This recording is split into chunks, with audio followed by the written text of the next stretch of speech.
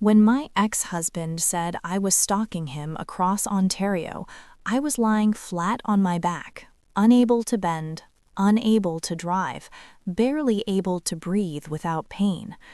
I remember staring at the ceiling fan in my bedroom, watching it spin slowly, and thinking how strange life can become when someone rewrites your story while you are too weak to stand up for yourself.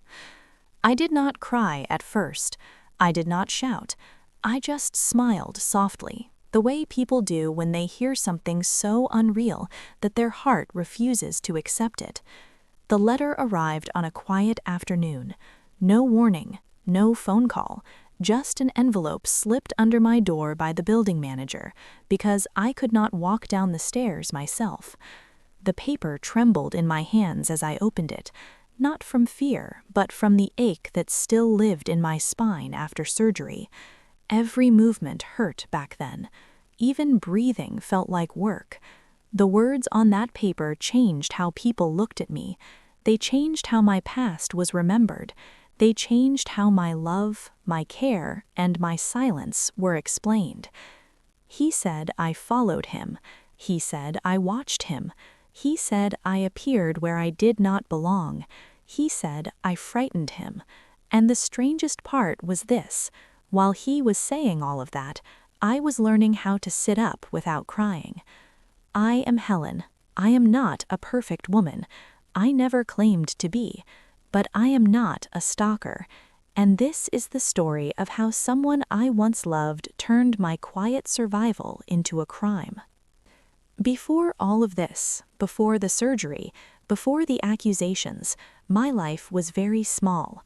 Not small in value, small in movement, small in sound, small in expectations. After my divorce, I learned how to live gently. I woke up early even when I did not need to. I drank my tea slowly, letting the steam warm my face. I kept my apartment clean, not because someone expected it, but because order helped my thoughts stay calm. The pain in my back had started years before the marriage ended. At first, it was just stiffness in the mornings. Then it became sharp reminders when I stood too long. By the end, it was constant, a dull, burning weight that followed me everywhere. My ex-husband, Daniel, used to say I complained too much. He said pain made people selfish. He said I focused too much on myself. Maybe that is why when he left, I did not beg him to stay. I was tired, not just in my body, but in my spirit. The divorce was quiet. No shouting, no broken plates, just papers, signatures, and long pauses where words used to live. We promised to stay respectful. We promised to give each other space. I kept that promise. Ontario is large. People who have never lived here do not always understand that. Cities stretch far apart. Highways run like long veins through forests, lakes, and snow-covered land. To accuse someone of being everywhere at once is not a small claim. After my spinal surgery, my world shrank even more. I could not drive. I could not sit for long. I could not even shower without help during the first weeks. My sister stayed with me for a while.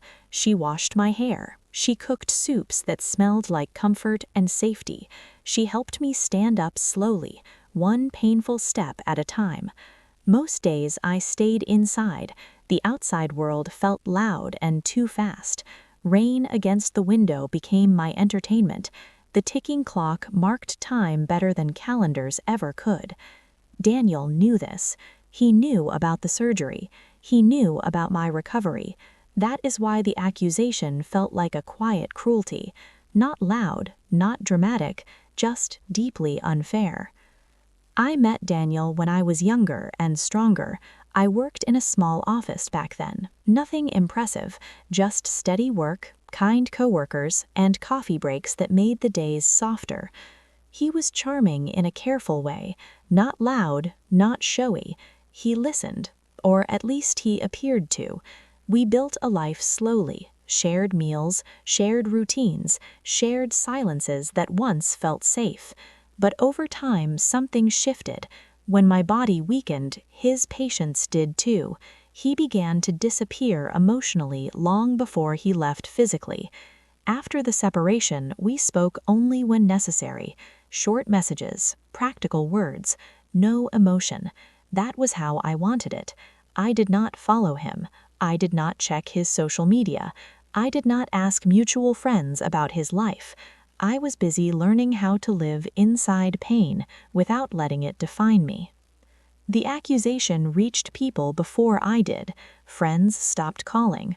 One neighbor looked at me differently in the hallway. A quiet distance grew around me, and I could feel it from my bed. When the lawyer explained the claim to me over the phone, I closed my eyes. Not from fear, from exhaustion. How could I be following someone when I can barely walk to my kitchen? I asked softly.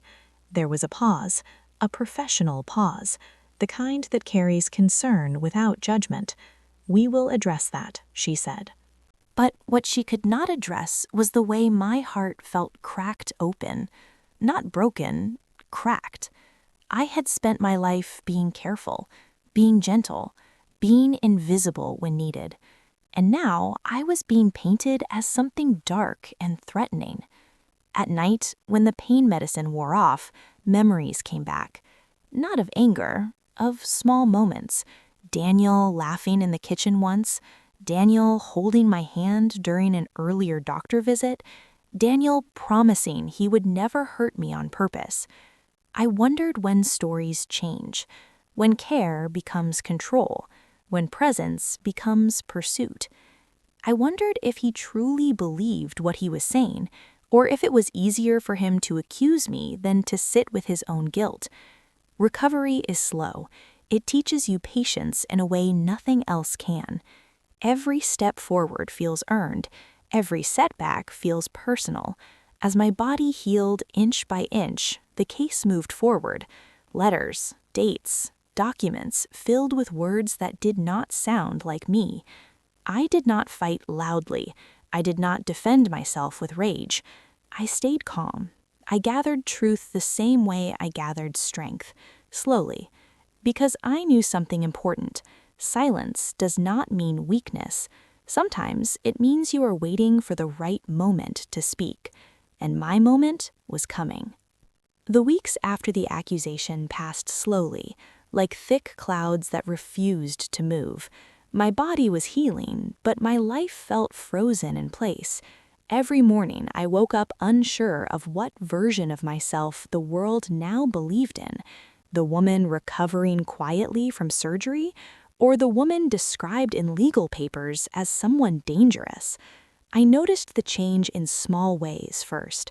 The grocery delivery driver stopped making polite conversation. A friend from my old workplace replied to my message with only one sentence instead of many. Even silence began to feel loud. No one asked me directly what had happened. People rarely do when accusations appear neat and official.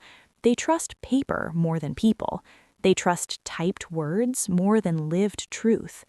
I spent a lot of time alone with my thoughts during that period.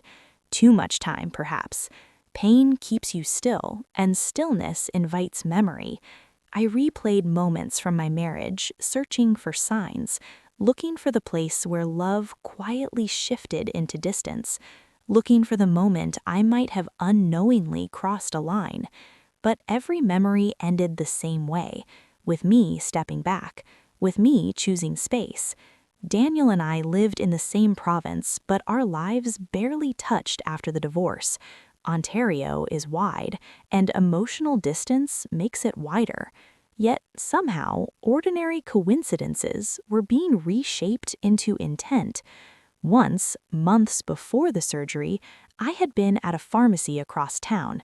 It was close to my old doctor's office. Later, I learned Daniel had visited a restaurant nearby that same afternoon. That moment appeared in the documents, rewritten, framed. Another time, a mutual friend had hosted a small gathering. I did not go. I sent my apologies instead, but my name still appeared in the story, as if absence itself was suspicious. I began to understand something frightening. When someone wants to believe a story, they will find patterns even in silence. My lawyer asked me to document everything, every appointment, every message, every place I had been. So I did, carefully, calmly. I wrote down the names of nurses who helped me stand, the dates my sister stayed overnight, the days I could not leave the apartment at all. I kept hospital records close, like quiet witnesses. Medical papers do not raise their voices, but they do not lie either.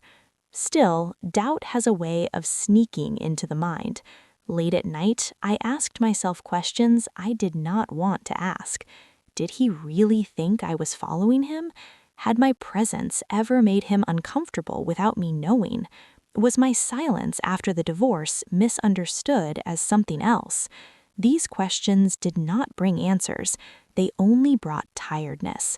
One afternoon, as rain tapped softly against the window, my phone buzzed. A message from a mutual acquaintance, someone I had not spoken to in a long time. "I hope you're okay," it read. Nothing more. I stared at that message for a long time. The words felt heavy with things unsaid, with assumptions hovering just beneath the surface. I typed a reply, deleted it, typed again, deleted again. In the end, I wrote, "I'm healing, slowly." It was the truth, just not the whole one. Physical recovery taught me limits. Emotional recovery taught me something else entirely. I learned how easily a woman's quiet can be misunderstood as secrecy, how restraint can be twisted into suspicion, how kindness can be reread as obsession when viewed from the wrong angle. Daniel's lawyer requested statements, timelines, clarifications. Each request felt like a small test of my strength, not because I had anything to hide, but because repeating your truth over and over can feel like begging to be believed. I never raised my voice during those calls. I never spoke badly about Daniel. I stuck to facts. I spoke about my surgery, about my limitations, about my days spent indoors measuring progress in steps taken across the living room. Sometimes there was silence on the other end of the line. Sometimes there were short acknowledgments. No apologies, no understanding, just process. As the case moved forward, my world continued to shrink socially. Invitations stopped coming. Conversations felt cautious. I became careful with my words, not because I was guilty, but because I was tired of explaining myself. There's a quiet loneliness that comes when people stop seeing you clearly. Not dramatic loneliness, not loud despair, just the feeling of being slightly out of focus in everyone else's life. I filled my days with small routines, gentle stretches, short walks down the hallway, warm meals eaten slowly. Healing became both my shield and my excuse. If I was focused on recovery, I did not have to face the way my reputation felt like it was slipping through my fingers. One evening, my sister sat across from me at the kitchen table. The room smelled like tea and clean dishes. "This doesn't make sense," she said quietly. "You can barely leave the house." I nodded. I did not trust my voice at that moment. She reached for my hand. The touch was firm, certain. "Truth has weight," she said. "It doesn't disappear just because someone says something else." I wanted to believe her completely. Most days I almost did. But doubt is persistent. It creeps in through cracks you did not know were there. I wondered how many people had already decided who I was. I wondered how many would never hear my side at all. At night, when the apartment was silent, I practiced what I would say if asked directly. I am not following anyone. I am recovering. I am trying to live quietly. The words sounded simple, too simple, perhaps, for a world that prefers drama. The rising conflict was not loud. There were no confrontations, no shouting matches. It was something slower, something colder, a growing distance between truth and belief, between who I was and who I was becoming in other people's minds. And somewhere in that distance, I began to realize something important. This was no longer just about an accusation. It was about control over the narrative, about who gets to define a woman's intentions when she chooses silence. As my body grew stronger, my resolve did too. Not to fight with anger, not to defend myself with bitterness, but to stand, slowly, carefully, in my truth. Because the calmest stories are often the strongest ones. The turning point did not arrive with noise. It came quietly, the way most important truths do, on a morning that looked exactly like every other morning in my recovery. I was standing by the window, holding the back of a chair for balance. Outside, the street was wet from overnight rain. Cars moved slowly, as if even the world was being careful. That was the first day I realized I no longer felt afraid of the accusation, not because it had disappeared, but because I finally understood what it really was. It was not about fear, it was about control. My lawyer called later that afternoon. Her voice was steady, professional, but there was something new in it, a firmness I had not heard before. "They've submitted their timeline," she said. I asked her to read it to me. As she spoke, I closed my eyes. Each date, each location, each supposed appearance of mine. The story they told sounded almost convincing, if you ignored one important thing: my body. According to the claim, I had been traveling cities, appearing unexpectedly, lingering in places Daniel happened to be. According to my medical records, I could not sit upright for more than 20 minutes during that time. The two stories could not exist together. That was when I stopped questioning myself. I asked my lawyer a simple question. "Have you compared their dates with my hospital records?" She paused. "Not yet," she said, "but we will." In that moment, something shifted inside me. Not anger, not revenge, clarity. I realized I had been living in reaction mode, answering, explaining, enduring, but I had not yet presented my life as it truly was. The next weeks became a quiet preparation, not dramatic, not rushed. I gathered evidence the way I gathered strength during recovery, slowly, carefully, with patience. Appointment records, physiotherapy schedules, prescription logs, taxi receipts from medical transport services. I did not dramatize them. I let them speak. I asked my sister to write a statement. So did the nurse who checked in on me after surgery. Even the building manager agreed to confirm how rarely I left the apartment. These people were not defending me emotionally. They were simply telling the truth. And truth, I learned, does not need decoration. Daniel never contacted me directly. Not once. That silence hurt more than the accusation itself. It told me this was not about misunderstanding. It was about distance being used as a weapon. If he truly believed I was following him, he could have asked. He could have clarified. He could have spoken. Instead, he chose paperwork. I stopped trying to understand his feelings. I focused on reality. The hearing date was set for early spring.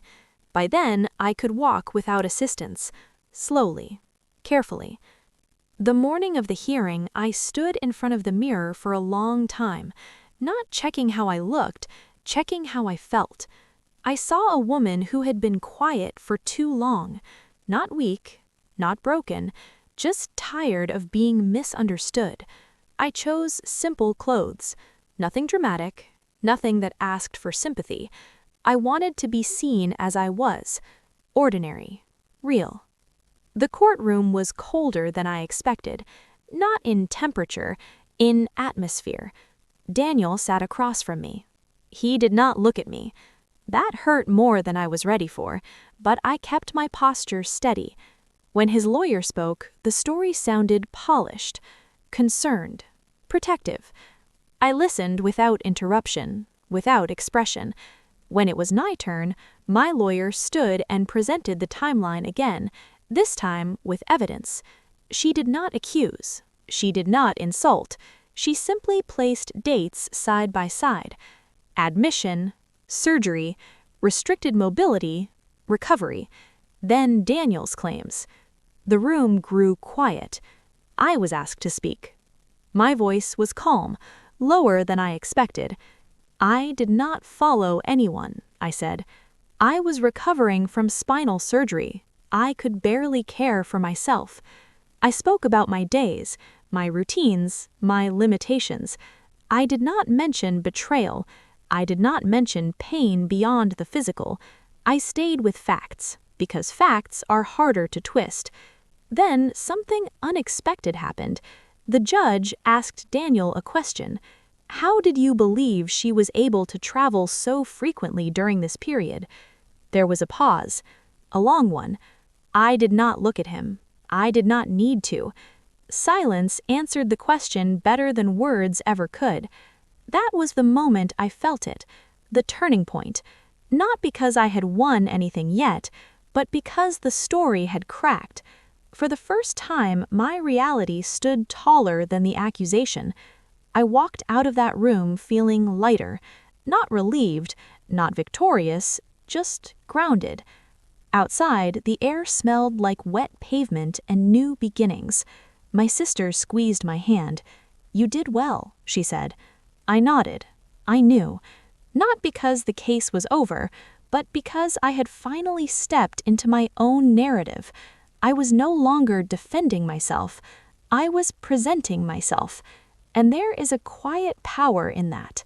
And mine was far from finished. The days after the hearing were strangely calm, not peaceful, just still. The waiting felt different this time. It was no longer heavy with fear. It was quiet with acceptance. I returned to my small routines, morning stretches, slow breakfasts, short walks that felt longer than they were. But something inside me had shifted. I was no longer shrinking around the accusation. I was standing beside it, steady, letting it reveal its own weakness. The decision arrived by mail. Again, an envelope. Again, paper. But this time, my hands did not shake. The judge dismissed the claim. No long speech, no dramatic language. Just clear reasoning, medical evidence, lack of proof, contradictions in the timeline. I read the words slowly, then again. I did not feel joy. I did not feel triumph. I felt release. The world did not suddenly return to how it was before. Some friendships stayed distant, some silences remained. But a few people reached out, carefully, almost shyly. "I'm glad the truth came out," one message said. Another simply read, "I'm sorry." I accepted both without explanation. Forgiveness does not always require conversation. Daniel never apologized. I did not expect him to. Closure does not always come from the person who caused the wound. Sometimes it comes from surviving the story they tried to write for you. I stopped checking my phone for messages that would never arrive.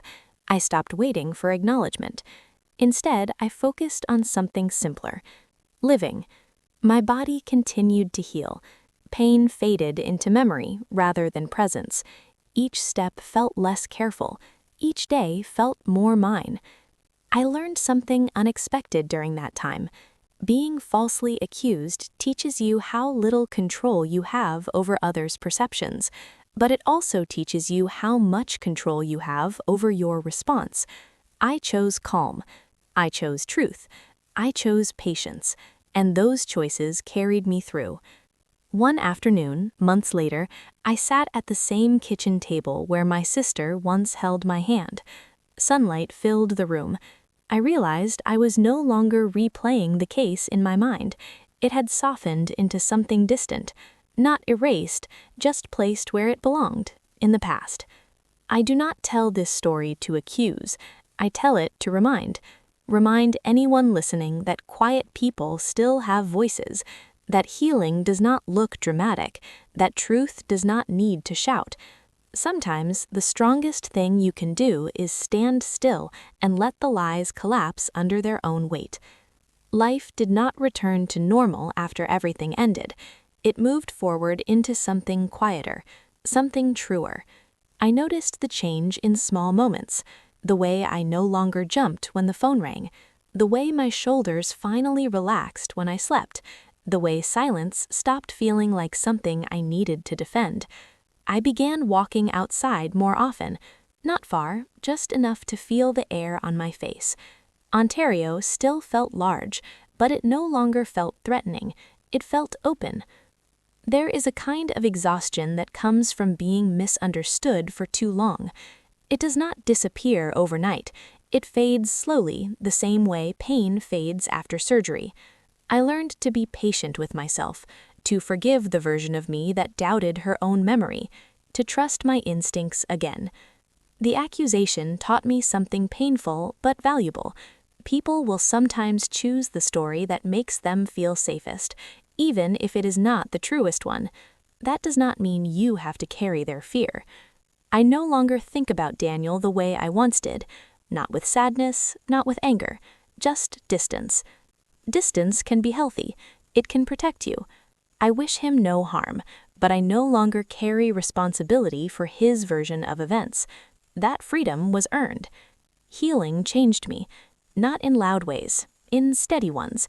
I learned that being calm is not the same as being weak, that quiet strength lasts longer than loud defense, that truth does not rush, it waits. Sometimes it waits for you to be strong enough to hold it. If you are listening to this and carrying a story no one asked you to explain, I see you. If you have been misunderstood while trying to survive, I understand. You do not owe the world your pain. You only owe yourself honesty. I am Helen. I am still healing, not because I was broken, but because life asked me to be strong in silence. And truth does not need force. It needs patience. And when you choose to stand quietly in who you are, even the loudest lies eventually grow tired.